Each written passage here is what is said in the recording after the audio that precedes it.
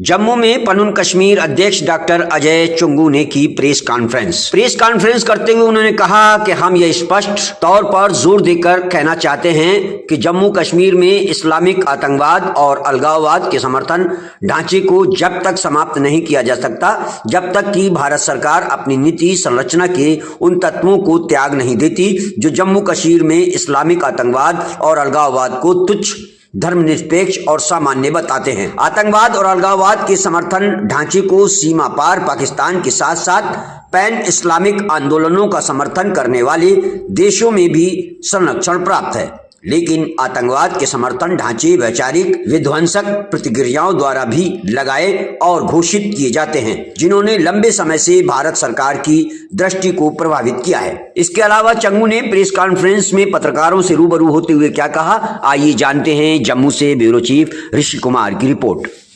Administrative setup है, उसमें अपने लोगों को खड़ा करने का प्रयत्न करती हैं और पाकिस्तान समर्थित एक सपोर्ट स्ट्रक्चर जम्मू कश्मीर में बहुत समय से काम करता आ रहा है। लेकिन इसके अलावा हम भारत सरकार से कहते हैं कि भाई आपकी बहुत से पॉलिसी स्ट्रक्चर्स खुद हैं जिनके कारण यहाँ पे एक ऐसा सपोर्ट स्ट्रक्चर बनता है जिससे अलगाववादी ताकतों को और जिससे आतंकवादी ताकतों को ताकत मिलती है। मैं आपको उदाहरण के तौर पे कह सकता हूँ कि हाल ही में यहाँ पे 3 एम्प्लॉयज, स्टेट गवर्नमेंट एम्प्लॉयज को डिसमिस किया गया, जिसमें एक एसपीओ था। इस बात का तो आंकलन करें कि इस व्यक्ति को एसपीओ किसने बनाया। एसपीओ के बाद 2011 में उसको प्रमोशन किसने दी। 2011 के बाद जब ये पुलिस सेटअप के सर्वेलेंस यूनिट का मेंबर कैसे बना, किसने बनाया, किसकी रिकमेंडेशन पे बना। तो जो अपनी सोच है, एडमिनिस्ट्रेटिव सोच रही है भारत सरकार की, जो पॉलिसी स्ट्रक्चर रहा है भारत सरकार की,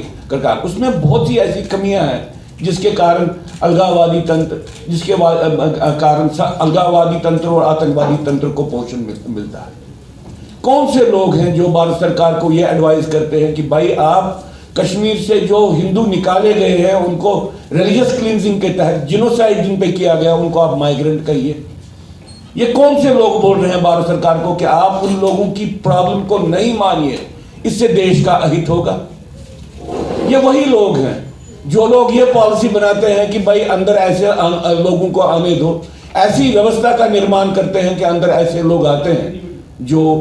अंतोगत्वा बाद में हमको मालूम पड़ता है कि वो अलगाववादी तंत्र के साथ मिले हुए। इसलिए ऐसी बहुत सी बातें हैं, जैसे कि भाई टेररिज्म के रीजन को नहीं समझो,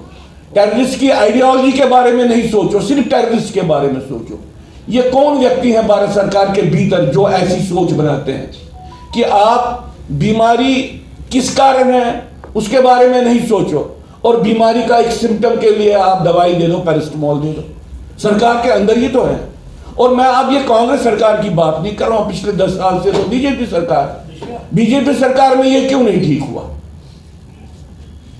तो मैं कहना चाहता हूं कि भाई भारत सरकार की अपनी पॉलिसीज ऐसी हैं जिन पॉलिसीज के तहत अंदर अलगाववाद के लिए जगह निकलती है, जिसके कारण अंदर आतंकवाद की समर्थित शक्तियों को वहां पे जगह मिलती है और वो भीतर से काम करके भीतर से घात करते हैं।